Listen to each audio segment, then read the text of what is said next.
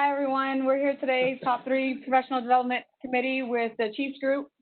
We're just having some conversation about, as we go into the long weekend, about the meaning of 4th of July, what it means to us, and kind of doing some reflection and reminding ourselves of the importance of being proud to be Americans and proud airmen in serving in the Air Force. So with that, here's Chief Ansick and Chief Melby. You want to talk about yourselves, introduce yourselves? All right, so Chief Ansick over at 99 AMU Superintendent, about 380-something people underneath me in 99 AMXS. Married, I got a wife, no kids, unfortunately, but do have some pets. But I'm here for you if you need something. I can be pretty blunt, give you a straight answer if that's what you're looking for. I'm your man. Let me know. I'm on the global, pretty easy to find, only one in the entire U.S. military, so there you go. Yeah. Awesome. David Melby, I'm the command chief over at the 940th. I've got roughly 800 airmen. We support the other GSUs, 50, 38, 713th, for example, so it gets us up to about the 1,200 mark. But I am a traditional reservist. I am on orders through July. I've been here almost 100 days in support of COVID. But normally what I do is I work in the Department of Corrections and prisons and probation as an emergency manager. I also have a wife and one son that reminds me how old I am every single day. So awesome. Do either one of you want to take the lead? Yeah, I want to start it over again. So for me, like, 4th of July is just about our freedom, being able to freedom of speech, freedom of whatever, to bear arms, whatever you want to call it, right? That's what it means to me. And then being in the military, having the chance to defend that no matter where I'm at in the world, whether I'm in California or I'm in Aldorfer riding on the world's fastest roller coaster, you know what I mean? That's what I'm doing. So it's been a pleasure. I hit 25 years September, and I don't regret a minute of it. So it's been awesome. Okay. For me, I just kind of talked about celebrating the nation's history. And I want to talk always about kind of the dichotomy that we may sit in, where you have feelings on maybe both sides of the fence, kind of relating it to the current events. It is truly, the military, what it has given to me over the years, which represented by the flag, means a lot to me. But there's also that other side of me, the personal side, my wife who is black, my son who could face some of these same challenges. That flag does not represent the same thing necessarily to them. And it just kind of puts me in a little bit of a spot at times. And what I hope is that openness, acceptance of other perspectives and views on things, and that we as a group, we do not move past this. We move through this together to always improve kind of our Air Force, just in regard to how we treat people. So and that's the thing where, I think some of the culture nowadays is like, we want change, we want it now. Well, that's not going to happen. You know what I mean? Change takes time. Growth is hard. Change is hard. It's going to take time. One of these things already kind of talked about was that I got some friends on Facebook, their friends commented, like, he's like, hey, are you going to be celebrating the July 4th as well as Juneteenth? We're like, I'm not celebrating July 4th. I'm only celebrating Juneteenth because that's my freedom. Well, that's your right. Absolutely. You know what I mean? And that's why we have the 4th of July, gave us that freedom for you to make that decision. Now, hopefully, we get you to change your opinion and want to celebrate the 4th of July again, but until then, it's your right to celebrate however you want, do whatever you want. You know what I mean? So, absolutely. Yeah, I think that's an important part too. We did last 2 series, we were focusing on Juneteenth and 13th Amendment, and I was actually surprised to find out a lot of people, like in my work center, after just talking about it casually, still didn't know and weren't aware that Juneteenth even existed and was a thing. And it was news to them that there was, 2 separate movements or independence in people's minds. So I think you hit a very good point that it does take time because education is hard, right? Like, exactly like you said, it's easy to be like, well, I think this, so everyone should know the same information, but people need to be educated, and we have to take time to do that. So I think we're on the right track, like you said, for sure. I'm seeing a lot more open discussion, I think, at levels that I didn't see it before. Yeah, a lot of our senior leadership are doing just an amazing job, I think, with being open and having the uncomfortable conversations that, quite frankly, I hadn't seen before. So I think, to me, it's a good indicator. Yeah, because there's always been that stigma associated with it, right? Absolutely. For me, like, I've changed my opinions. Me and Hawk were just talking about this yesterday. I've changed my opinions on a lot of things. Not everything, right? but a lot of things, right? And we can only do that by listening to people who are far left and people who are far right. You know what I mean? We got to take that and form our own opinion. We can't base it off of what the news tells us or what our friend says. That's not the end all be all. Make your own decisions, learn, know, and understand, you know? So that's what we got to do. And 4th of July allows us to do that. Mm-hmm. Yeah, and that's, for me, the 4th of July is always, exactly like you said, Chief, like the flag means a lot to me. Yes. And I was telling Sergeant Hawk yesterday, we were talking about this weekend and, you know, I think we talked a little bit about the national anthem, and I was saying for me, like, every time I hear it, regardless of where I'm at, like, that evokes some emotion in me, Yes, positive same here. emotion, right? Mhm. But again, that's based on my perspective, my experiences growing up with 4th of July, celebrating with family, you know, being from Southern Louisiana.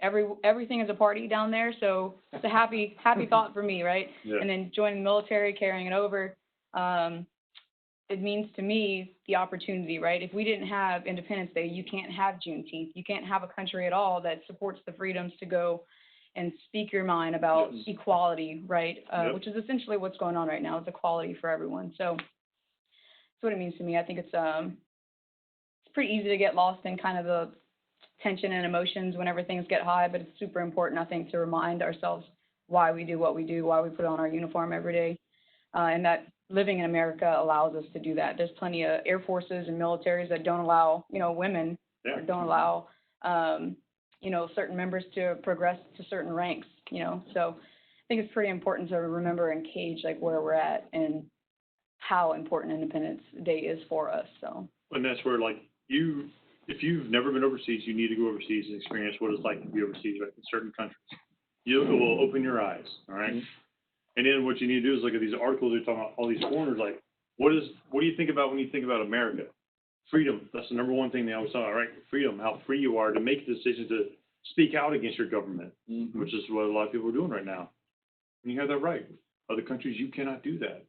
You'll be thrown in jail if not killed, you know what I mean? So that's just the ability, just the fact that we have the ability to do that is what it means a lot to me. Like, I'll be sitting in my house at 5 o'clock, music starts playing, I start singing along with the national anthem in my head. And I'll get you right here, you know what I mean? So that's what it means to me. I had a conversation with my daughter. She's 17, and it was about the national anthem and standing for the national anthem. She said, "So, Dad, you're in the Air Force and you've been serving in the military this whole entire time, my whole life. So, what if I dated a boy who didn't want to stand for the national anthem? Well, what would you do, or what would you say if we were someplace and he didn't stand up?" And I said, well, what would you do? What are your feelings of, would you stand up if the national anthem was playing and the flag was being raised? And she was like, yeah, I grew up on Air Force bases and my dad's in the military. Like, of course I'm going to stand up. And I said, well, why is he sitting down? Is he sitting down just because he doesn't want to stand up for the national anthem and the flag? Because he's being just, obstinate or whatever? Or Stubborn. is he sitting there because he's sitting there for a purpose? And Right. she's like, well, he's sitting there for a purpose. And I said, well, then I am going to stand proudly with you and listen to the national anthem, because the reason why I put this uniform on is so that he can exercise that right to Yep. do that. Flag means something different to me. When I take this Absolutely. uniform off at the end and I retire, every time I see the flag, I'm going to think about these conversations and the things that we did here today and making our Air Force a better place with all of these different people. And every time I see it, it's going to remind me of that. So that's not something that, like, I could ever turn, like, my back on Yes. the flag, but I understand if someone else exercises the right to do that. And it all ties back to, like, our independence and that document Yeah. created in 1776. Yeah.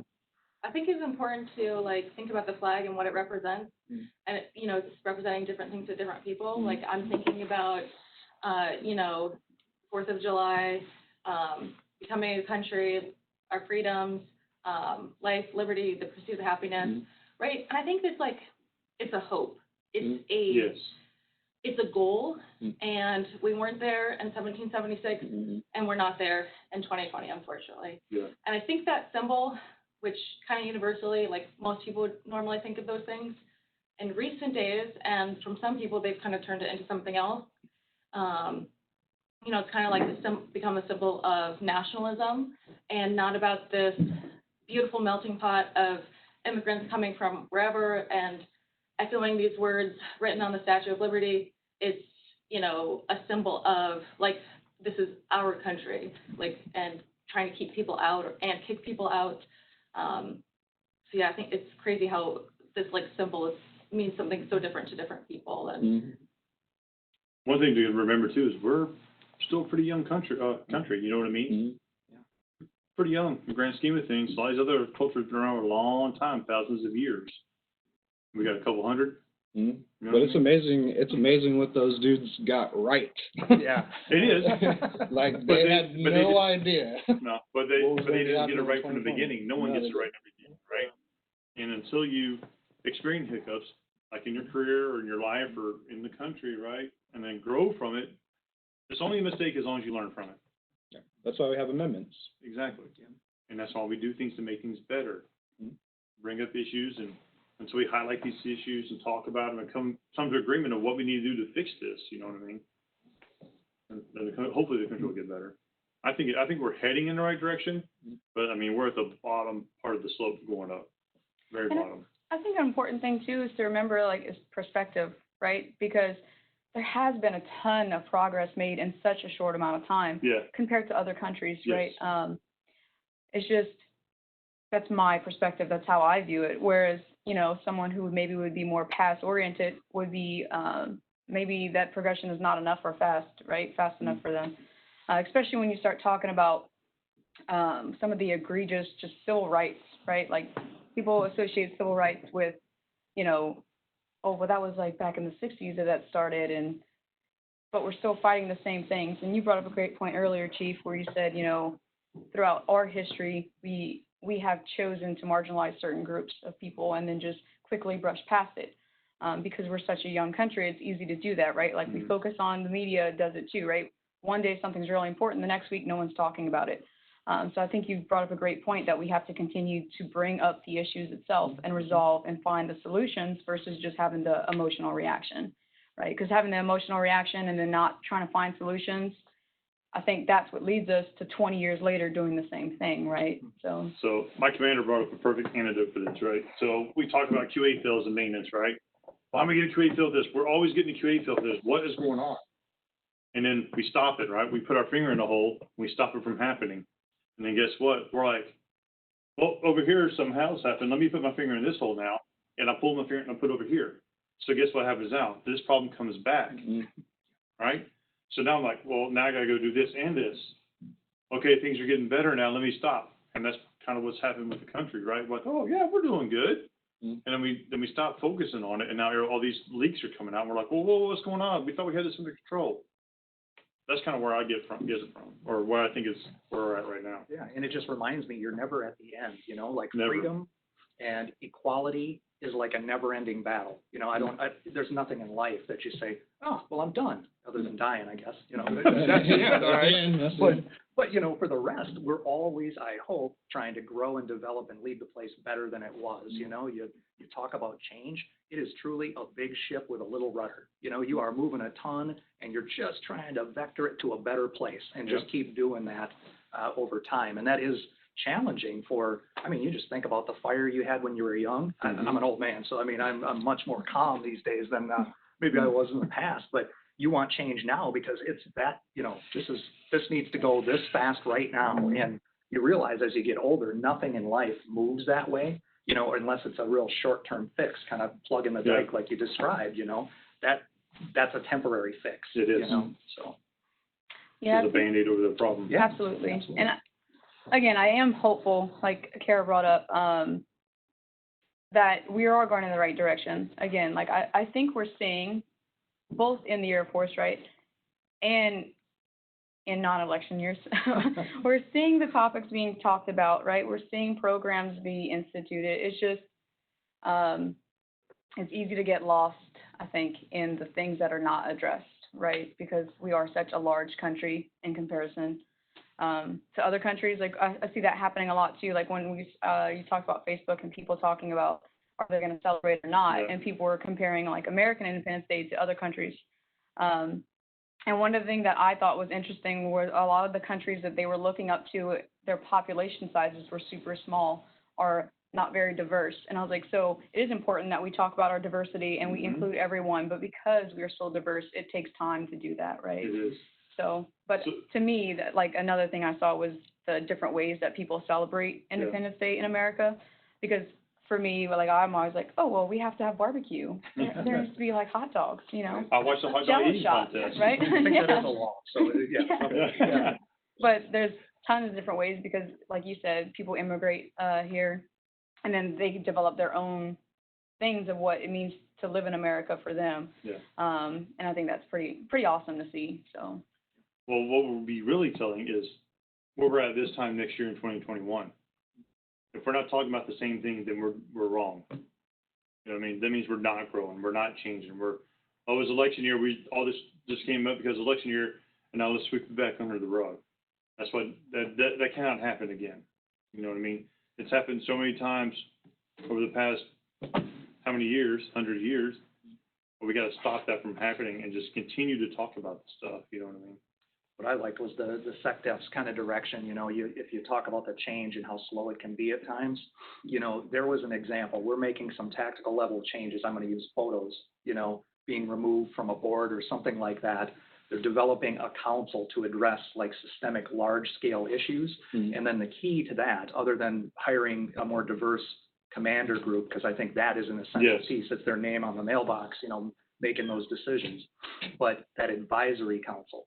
That was the key piece for me, because that's where you get the messages from the field, the people that have I think we talked about this previously, you know, the tactical experience of that happening to them and what changes they could see, you know, potentially to make, get them involved in the change. Because that is, if you want to sell it, if you have the people that's most affected by it involved in the solution, that's the way to make true change. Because now you have input and you have buy-in, you know what I mean? Another thing too is what they probably need is remove names.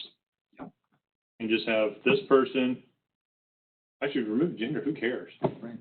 Just do. Put your body of work. Yeah, exactly. Say, this is what this person did. There you go. Maybe we need to do that on our 1206s as well. Quit putting names on there.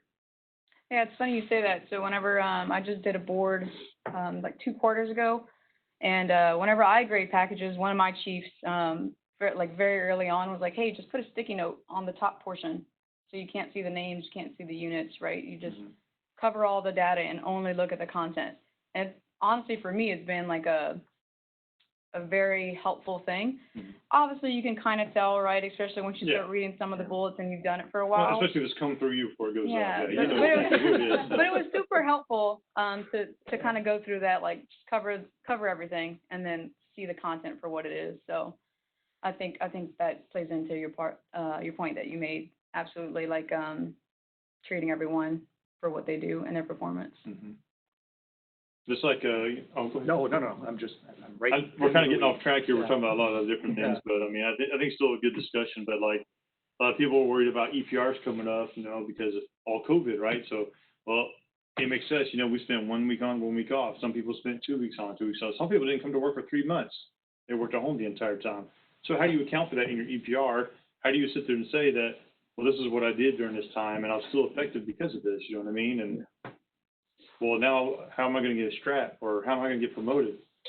So just put in what you did, what your work says about you, and what you say you put into your work is what speaks volumes. You know what I mean? And I think we talked about that early. I think in one of the In the virtuals. FTAX? Yeah, I mean, you talk about that. There is your opportunity for innovation.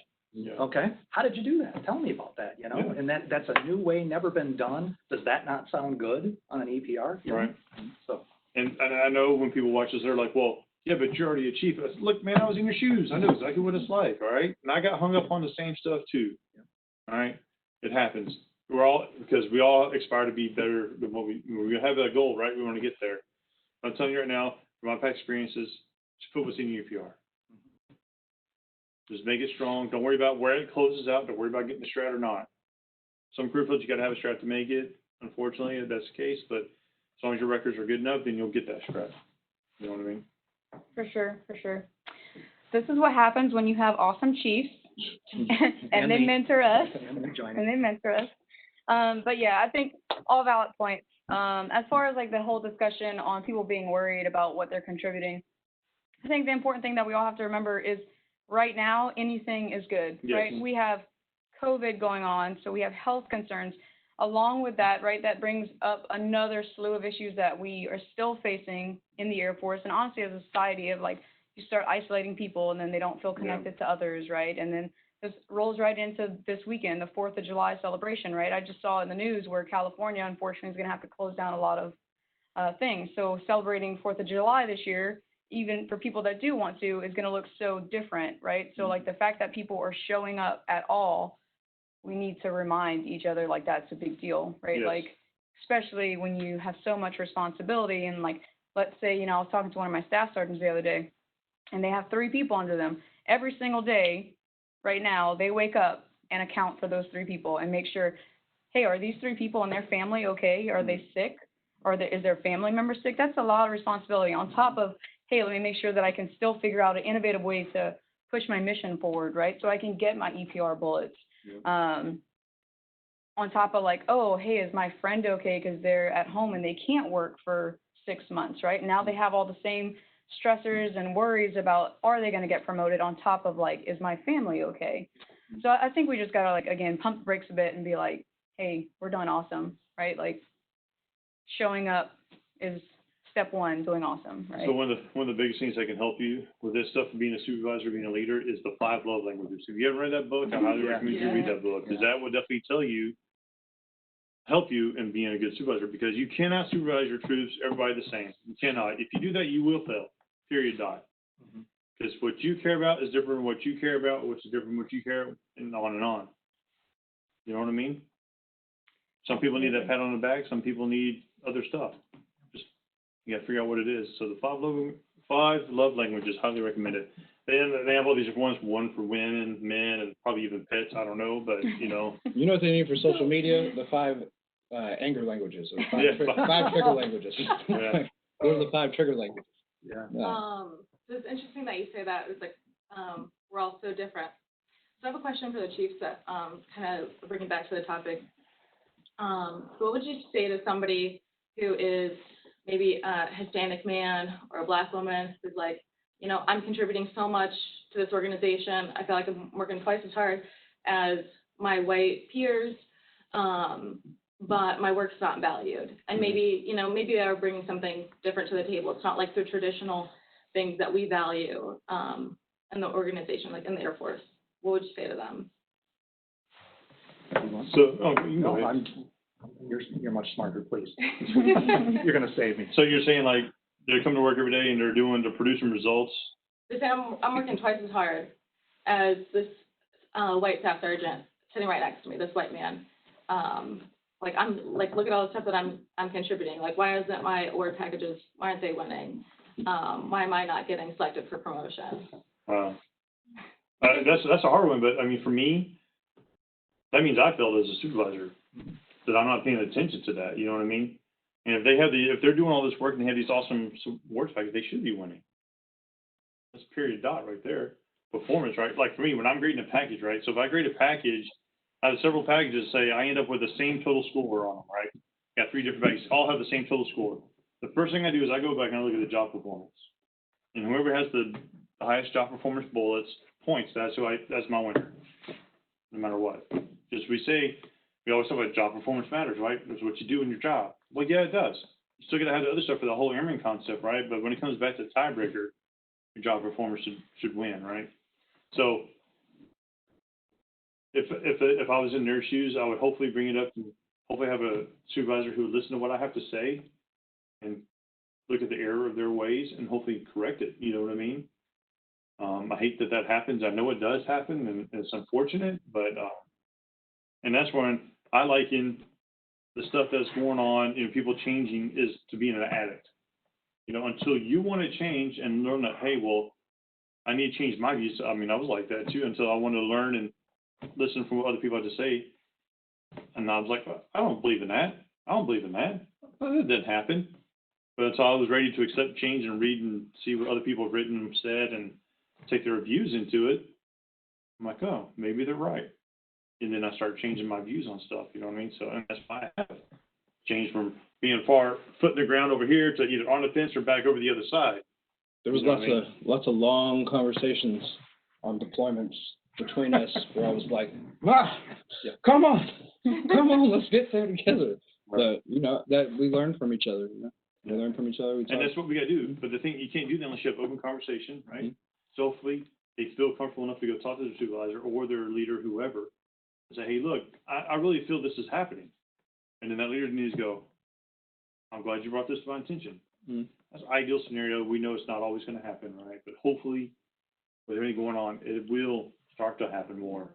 You know what I mean? It's like, I mean, in that vein, right? That one of the things that I have found for me to get to where I'm at is that when I've felt that way, I've sought out mentors and advocates that were like-minded or moved the way that I wanted to move, that I could relate to, no matter where they were on the spectrum, female, male, black, white, Hispanic, whatever it was. Like if I felt a connection to you and I felt like I like this about you and I like the way you move with your career, like I took those issues to that mentor or that person that could help me out and be like, hey, this is what I'm seeing. I'm trying to further my career, and this is the direction I want to go. Can you help me get there? And then those people would go back and like advocate and be like, yo, Hawk's trying to get some stuff done. Like let's take care of him, you know.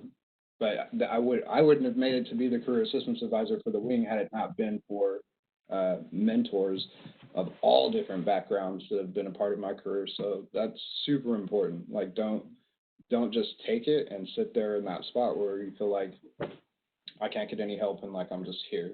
Like there's people you can connect to. Well, that, and also don't just go and seek out the advice from this one set of people who only agree with you, right? You got to get other people's Other opinions. perspectives, yeah. I mean, I had a command chief a few years ago that told me I would never make senior or chief. Here I am. All I did was motivate me. You know what I mean? So that's the stuff you got to look out for.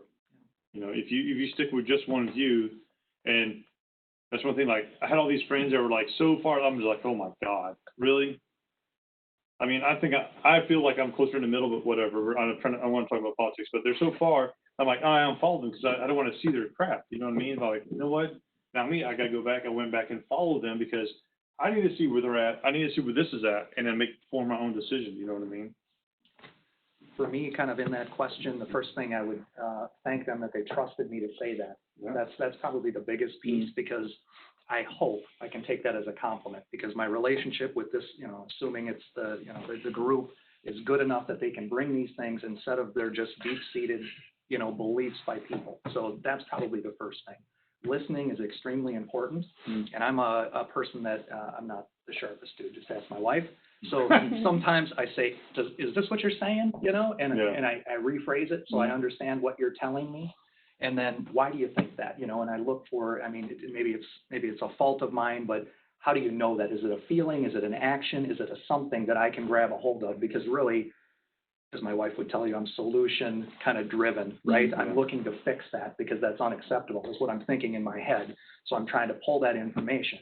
And then the great thing you said, which I mean, silly that I would never even think pulling the names off 1206 or something. I could put the initials. There's a lot of things we could do so I at least can remember where that person came from. But also it drove me to who's making those decisions. So is that board or group diverse in evaluating that, you know? And if it's a bunch of dudes like me, that's probably an issue. And we need to try to get to a better place so people like that airman don't feel that way. At least, you know, because I think a lot of times perception is their reality, you know? And if they see me and it's three of me sitting around a table and they never win, they have a view of that. If they see some of their peers or people that look like me, you know, some common connection, then they're more willing to kind of trust the output and probably the feedback that comes out of it. So, yeah, that's a fact. Well, that, and, I mean, that perception, right? They're like, well, I'm never gonna have a chance because all these guys up here, I can't stand a chance, you know. So then they just regress, you know, instead of having the potential to go and be someone amazing. You know what I mean? And they're like, oh well, you know what? Whatever, I'm getting out. You know what I mean? I think we're getting after equality which ties back to like why we're here talking about the 4th of July and everything right now. All those rights that are guaranteed to us from the Constitution, us serving in the uniform and making sure that we are making it equal and diverse and a safe playing field for everyone, and everyone has the same exact opportunity. So, one of the biggest things to remember too is that we represent the U.S. population. Mm-hmm. So whatever you think is in the U.S. population is in the U.S. military. Period. Mm-hmm. Murders, whatever. It happens. It does. Yeah. Yeah. But the biggest thing for me, what I always try to remember to tell people is like, look, this is the military. This is not a business. This is a military, right? There's customs and courtesies and stuff, rules, regulations that you have to follow. Now, granted, there are some that maybe they're not exactly the perfect. They don't reach out and cover everybody the way they need to, right? Should like my comment, I guess. Yeah. But the thing is that, and that's what we have to work to change, right? But we don't need to be changing so much where we end up becoming a business and lose our guidance as a military. We are here to protect the freedom of everyone, every U.S. American, right? Yeah. And that, the 4th of July gave us that, right? But we got to be careful on how we approach things. I got a question. So when did that become a thing for you? Was that like out the gate when you joined the Air Force? You were like, I'm going to protect freedom. No, well, the reason why I joined the Air Force is I wanted to get away from my dad because he's an asshole. Right, yeah. I don't want him to see the world. Right. Yeah. I was 17, man. I couldn't wait. My parents had to sign for me to join the military. And I'm like, I want out of here, but he's like, don't go to the Army, at least go to the Air Force. So Yeah. I was just going to join the Marines, but then I got smart and joined the Air Force. So. It's funny you said that. I think I've said this before. I joined out of spite. Yeah. Literally, Yeah. that's what it was. Like, you are not going to control me. You can't tell me what to do. Marines, I made a big mistake. I got in the Army. So, big mistake. But changed real quick and got into the Air Force. But I'm a very prideful person, so wearing this uniform means a lot to me, And you dealt with me. I expect you to meet those customs courtesies, those rules, regulations, the AFI. And if you're not, I will say something to you about it. I was in that immediate post 9/11 generation of airmen, where like I was 20 years old, but September 11th happened. I was 20, and I was like, I don't know what I'm gonna do out here with my life. I really want to go to college, but I don't have money to pay for it. I guess I'm gonna cut all my dreadlocks off and join the Air Force. So I ended up leaving that summer. So perspective, like the seniors that year in high school, when September 11th happened, that is who I was in basic training with at 20 years old, where it was like we were just attacked, and they were like, Yep. It's your generation's turn. And me, my whole entire life, it was like, you don't need to join anybody's military ever, do something different besides that, find other options. But I was like, I want to travel and see the world. And I think it wasn't until my first deployment to Iraq is when I really like bought into being like a patriot. Why am I doing this? Why am I actually here? Like, how did I go from spray painting trains to being in Iraq right now, defending freedom and protecting America? And after that first deployment, I really put it in perspective for me. That's a good point. I hadn't even really thought about that. But what point did it become that? You know what I mean? But I deployed to Turkey in '98 for Operation Northern Watch, and going there watching videos and dropping 2,000-pound bombs, blowing people up. It's like, wow, we made that happen. I think it was. Now that you mentioned that, because I deployed right out of basic training. So I was in the Army. I'd been in 2 months, and basically 2 weeks later, I was in Desert Storm. So long time ago. But that really, and it's almost what people say about deployments now. If you're doing EPRs on turning a wrench, maybe just hear on stuff that's going on, until they get over there, that's when it becomes now I get it. It's like what we're doing and what we're here for and what we're serving. That we kind of feeling. So I think that's an important part. Chief Funkhauser, he just left. He taught a class that I attended, and he asked, "When is your buy-in?" And some people like ebbs and flows. And so for me, I came in. Funny story. I have an Air Force tattoo that I had actually before I was in the Air Force. So glad that worked out. But yeah, I don't know. Again, growing up in southern Louisiana, it was pretty easy to be patriotic, right? Like American flags fly everywhere, and it just was something that kind of was ingrained in me. And then I made the decision. My brother was in the Army, and I went to his graduation, and you stand for the parade and all that, and I just had a moment of like, this is what I'm gonna do. Not the Army, but this is what I'm gonna do. And I had that super like patriotic drive, I guess. But then it's funny because small town, right? All I knew, and then joined the Air Force, started exploring, started learning different mindsets, learning people, different cultures, and it gets a little tough, right? It gets a little tough to maintain that patriotism whenever you see it. You see the ideals and the hope that you had fail, right? Yeah. You see like, hey, everything's not like rainbows and unicorns and American freedom, but it's important, I think, for me, like what has remained constant for me is the hope to make it that way for everyone, right? To the fact that, I'm a woman in the Air Force and, an E7, like that's a big deal that to me, that other people don't have the opportunity. So I have to remember like the little wins, and keep me grounded on like why I'm patriotic and what it means to be, American and what the flag means, right? Well, so my wife, when she joined, she tried to go to Desert Shield. And he said, nope, you can't go, you're a woman.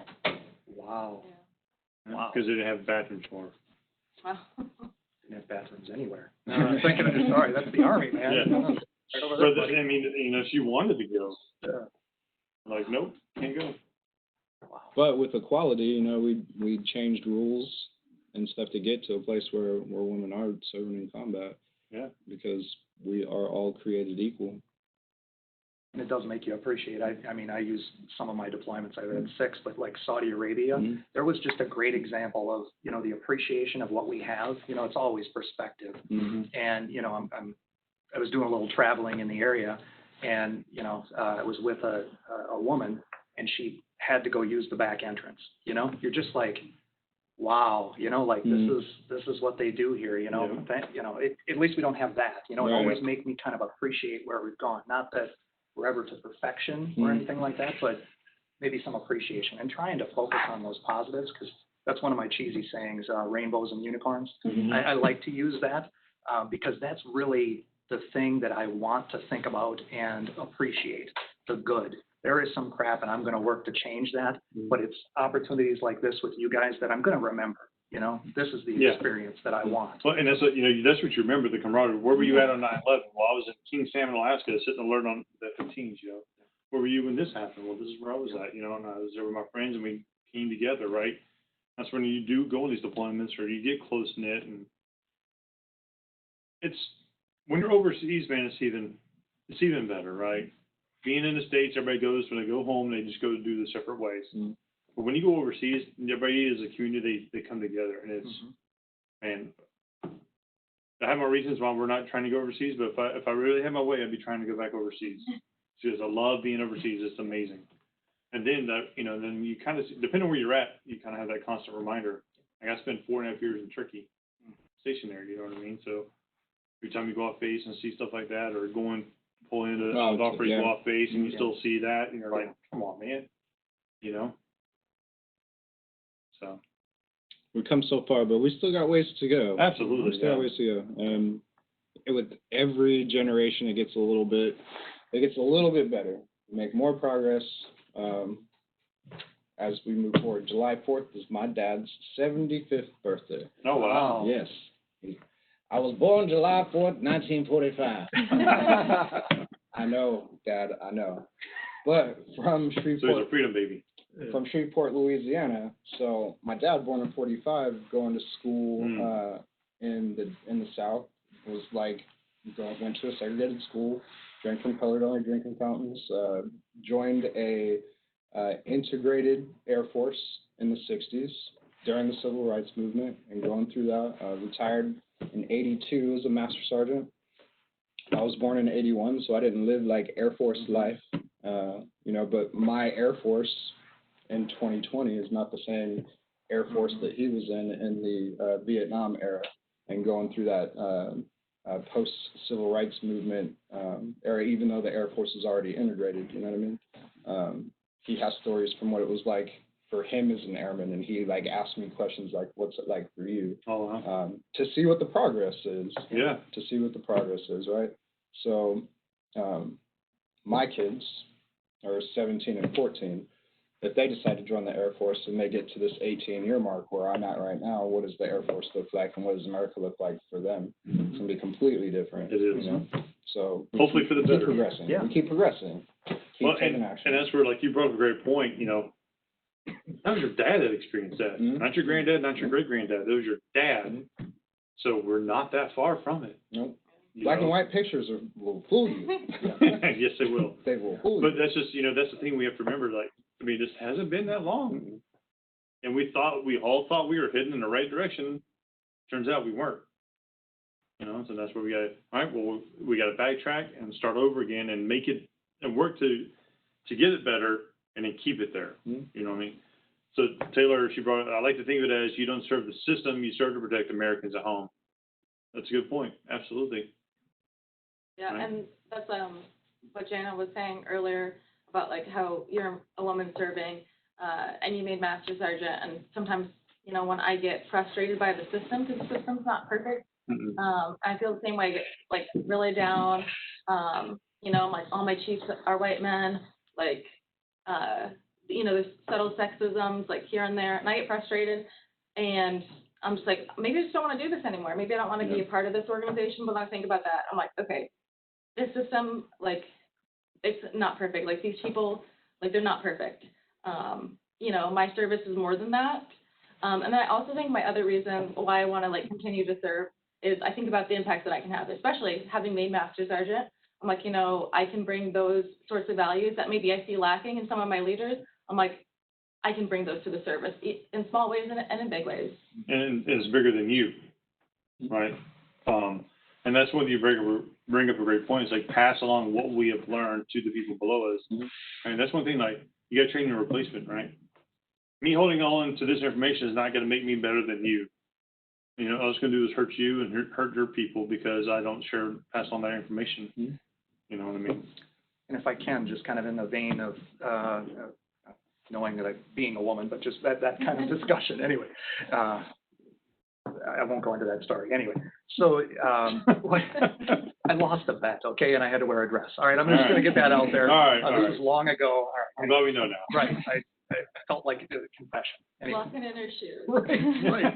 And I did, and I had this lovely dress, and yeah. Anyway, so I digress. I'm sure you're beautiful. Yeah, thank you. I'll tell you more later. It was actually, I owned that, so I really did. Anyway, so we just had our first sergeant offsite keeps getting canceled just because of COVID and other different challenges. So we did what we had as an on-site. So I don't prefer those because people got to mow the lawn and go home and do all those kind of things. So we're in this conversation, and what I want you to get from this is what we need more of. Okay. So first sergeants are talking. We've got some law enforcement. We got some others with maybe just different views, let's say. So one first sergeant, one of the junior ones, master sergeant, had the strength to say, because we had one that said a comment like, hey, you know, you always arrest the man, right? You know, in a domestic violence kind of circumstance. And somebody else referenced that same thing, you know, that, oh, it's always the man's fault, you know, that kind of thing. And I think those comments, really, you could see the women in the room kind of cringe, like, you know, like, oh, you're trying to justify that they didn't do it or something like that. We had a first sergeant that had the strength to speak up. And that's what I said. And that is what we need. When we hear these things, we see these things, that's how you get people to kind of believe that this is not another Air Force program that we're going to talk about today. And then 6 months from now, it's not that big a deal. It's uncomfortable. Oh my God. Could you imagine command chiefs sitting there? You know, we've got senior master sergeant, first sergeants, junior first sergeants saying, hey, you know what, guys, that's not an okay comment. You know, that's what we need, because those comments are there, and there may be no intention of demeaning domestic violence, but that's the impression that was given in that circumstance. And it's the same thing with anything we've got going on, marginalizing anybody. You hear that, you see that, you say something. It ain't comfortable, it ain't easy, but we've got to do that, challenge those things. And then we as leaders have to be able to receive that. Yes. Yeah. And take it, okay, you know, brought up a great point. You know what I mean? Yeah, that's why I stay in, is because I'm like, I need to stay in, and when I stay in, I need to have the courage to speak up and also like uplift voices that are largely ignored. Yeah, that's a good point, because again, like the systems are designed for people to use them, right? So I think if people leave the system because it's not working, the system isn't not working, it's the people in the system not working. And you leaving is just like, now the organization has one less person who cares. Yeah, and then it's gonna happen to someone else because you left, and then trying to affect change, you know what I mean? So, lots of good conversation about Yeah. equality and diversity. We got about like 10 more minutes. What about you guys and your traditional things that you guys do for Independence Day? What do you guys do to celebrate? Watch the hot dog eating contest. Watch the hot dog eating Even in contest. Turkey, we just wake up. I can't remember what time it came on, but me and the wife, we watched the hot dog eating contest. That's our producer. You got it. No, that's. And Nathan's hot dogs are the best, by the way. Have you ever participated in a hot dog eating contest? No, I don't. Seems like a lot of work. It is, especially watching those guys dancing around them. No, I'm good, man. Yeah, no. What about you? I already eat enough as it is. So, my tradition is I have a bunch of people come over my house, and I have like a karaoke machine set up, and we just kind of do like, we have like a contest, you know, who can sing the best patriotic song. So, America the Beautiful, you know, Star Spangled Banner, you get to choose. So. Nice. I'm just kidding. You home? Oh my God, that's pretty cool. I was like, wow, Yeah. that is deep. Yeah. So, how many years have you won in a row? Right. Oh. Yeah. So it's not friends. She actually does it in the mirror. That's what it is. Nice. Sorry. Nice. Yeah, we'll have to see more of that later, the uncut version. Usually people ask me about the hot dog eating contest, you know, because I look like I may, but no, it's usually a family kind of event where usually I live about an hour and a half away from the in-laws, so we end up going over there, and they everybody, including Santa Claus, is invited, you know, so it's a big kind of get together and thing like that. But with that side, and then my parents will usually pick an off weekend because they always get the bad holidays, whatever that means, and we'll go to their house and do something similar, you know, on a smaller scale. So. For me, I'm a pretty social butterfly. So, again, being from Louisiana, anything that involves like the spirit of the holiday. So, usually dress in whatever, red, white, and blue, and then hang out with family. So, since being in the military for 14 years, it's my Air Force family. Just getting together, hanging out. Usually food's always involved. And then there's I think I went like 6 years straight where I would watch Independence Day every year. But I hadn't got to do that last couple of years. I might try to bring it back. But yeah, with Will Smith. If we don't watch 2, I heard it's. Oh, 2's terrible. Yeah, 2 is terrible. pretty Yeah. Yeah. Yeah, I think we just we normally grill out and do fireworks, and then it's usually one of my big beer days. Like, I don't drink a lot of beer throughout the year, but I don't know, 4th of July just feels like a beer holiday for me. Yeah. What do you drink of? Yeah. Do you drink PBR, Natty Light? No, I'm not drinking PBRs and Natty Lights. Oh. I'm drinking Miller High Life. It's the champagne of beers. Another Champagne of beers. So what do you do for your dad's birthday? I'll usually give him a phone call, say hello, because I've been gone for so long. I mean, I moved or got stationed here at Bill, so I'm back in like the Sacramento area. So I go see him because he's not too far away. Stop by, say what's good. And he's usually like during the fireworks my whole life. He'll like, thank you. The nation celebrating his birthday. Yeah, that's what every year. That's awesome. That's a good dad joke. It's not funny when you have to see it every year when you're a kid. Like, can you sit down? Well, that's the standard of a dad joke, though. Right. That's true. And when we were overseas, man, we would like, if people would have a get together, we'd go over there and be in here. We just hang out. That was always my I don't know, my biggest pride day too, being overseas, because at whatever base I was at, it would always be a big to do to have a Independence Day celebration on Aviano or Spangdahlem. And Kunsan was the other I base celebrated 4th of July in England. A little bit awkward. They were totally cool about it. Oh, yeah, oh, yeah. They're all, I don't get it. They gotten over that tea thing, or That's awesome. are they past the tea thing now, or? Yeah, They passed it. that's it. That is awesome. Well, awesome. Thanks so much for joining us. Do y'all have any parting words, anything you wanted to recap on? We have 5 minutes. Anything at all? No, I think we talked about a bunch of stuff. I think we kind of got off the topic, but came back and got the overall topic right, you know, just talk about what it means to you and figure that out and then celebrate it, you know what I mean? Absolutely. Well, thank you both for being with us. Thank you guys, and we'll shoot this out so everyone can see it. And enjoy your long weekend, and be safe. Don't drink and drive. Don't drink and drive. Yeah. Have a plan. Friends. Call a friend, Yep. right? Yep. Safety brief Or for the call weekend. Hawkins.